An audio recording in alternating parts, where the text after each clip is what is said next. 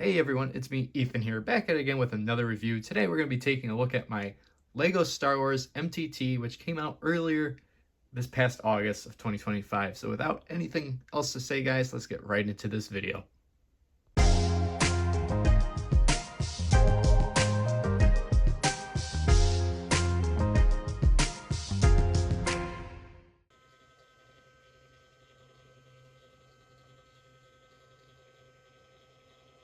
Alright, so to start things off, we're going to take a look at the minifigures here first. We got Ayla Secura here as our first one. She looks pretty good. They're pretty nicely detailed. I do like how they did the printing on the legs, as well as you can kind of see just right here, there's like a spot to place her lightsaber, which is pretty cool. And then the torso print's really nice. And she has a dual-sided head, or dual printed head. And the other side here is just more of like an angry expression. We got nice printing also on the headpiece, which is pretty cool. And she comes equipped with a blue lightsaber, as she would normally have. Now moving on to our next minifigure here, we have Commander Bly, which is the first time we've ever seen any version of Commander Bly, which he appears in his Phase 2 armor here. Got a nice long blaster, as you can see. Got that newer style piece on it for just to extend the barrel, which is really nice. He's got the new plastic pauldron piece, which is really cool, with a nice print on it. As well, he's got his binoculars that you can move up and down on the helmet. And his print, and the printing's pretty cool. And he's got a printed Karma, which I know not many people are a big fan of that, but I think it looks okay. But at the same time, it would have been cool if LEGO included it extra with the set, just in case you did want a fabric one. But that's Commander Bly. Now for our next minifigure here, we have B1 Battle Droid. Nothing really different with this guy. It's pretty much the same minifigure that we've seen throughout LEGO's history of using it since 1999, if I'm not mistaken. But he's pretty cool. And he comes with a gunmetal blaster, which we've seen in the past couple LEGO sets that have come out with battle droids. Next, we have our new Commando droid, which looks pretty cool. Comes in a new color, which is more like a gunmetal color, which looks, I like it. A lot of people think that it should have still been the brown, which I mean, yeah, it's kind of accurate. But I think this looks pretty cool. It gives these Commando droids a little more of like a menacing look, since they like blend in with the shadow, I would say. Okay, he's got some nice printing though, with a red dot on the chest, which is accurate, as well as the eyes here for the face print, as well as some other little details, which is pretty cool. And that's the Commando droid. And then lastly, we have the B1 pilot droid, which is, we've seen it a couple times now in other sets, but he looks pretty cool. Got the nice blue printed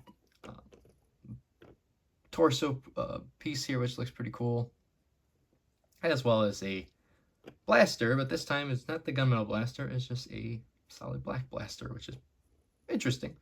But hey, you know, it's pretty cool. Okay, a couple different blasters in this set, and that wraps up the minifigs. Next, we have the Snap Speeder, which looks really, really good. It's a little different compared to the previous version that came out in the Clone Trooper and Droid Battle Pack. And really the only big difference is just how they designed the top part here with the blasters, and then for your to put your minifigure on here, but the rest of it's pretty much the same. All right, and lastly, here is the main set itself, which is the MTT. Looks really, really cool. I think LEGO did a good job on this. But comparing it to the previous one that came out, I think in 2013 or 2014, around that time frame, they have significantly made this actually smaller. And to me, they've also taken away a couple of the details. But what I really do like is that they added the Separatist colors to this rather than having, or it's just the brown MTT that we saw like in Phantom Menace, obviously. I really do like that they put it in the Separatist gray and blue.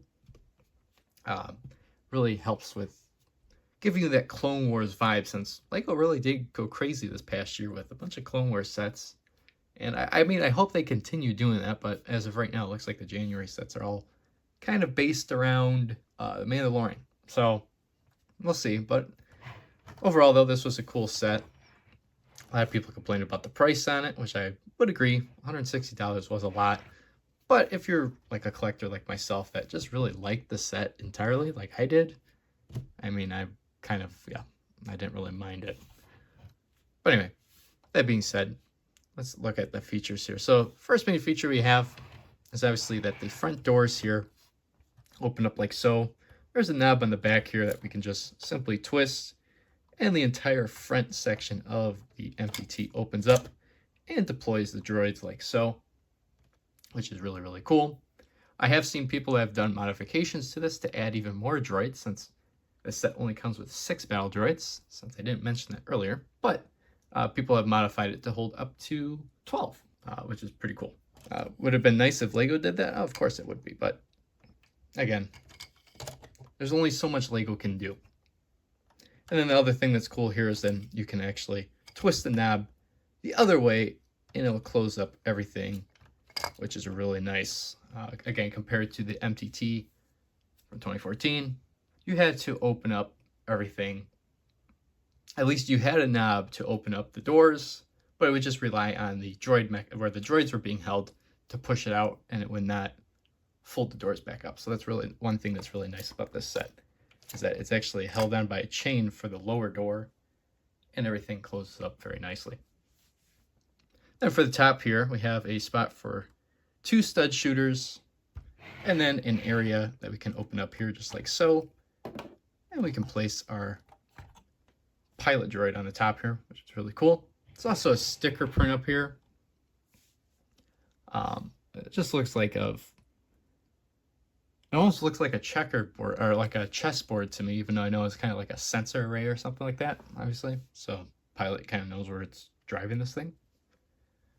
But that wraps up the top there.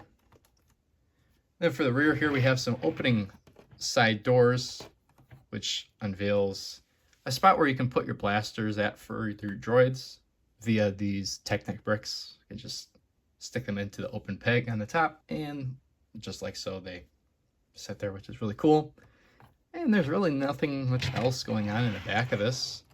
I mean, you can open it up, but all you see is really the main mechanism for deploying the droids.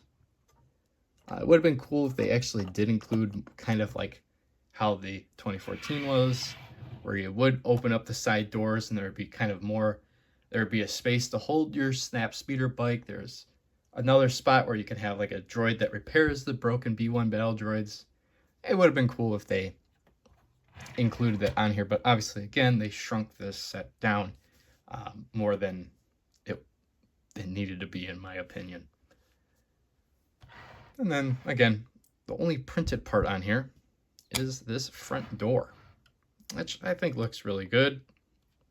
I mean, I'm glad that it's printed. I don't think I could stand that being a sticker, because I already hate my stickers, but I've been getting better with them.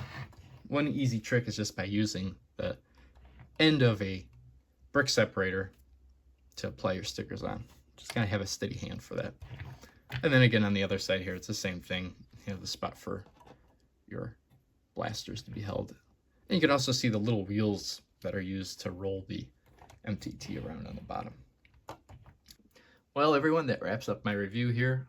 If you enjoyed, please leave a like on this video and subscribe to see more content just like this. And with that being said, guys, I will see you in the next one.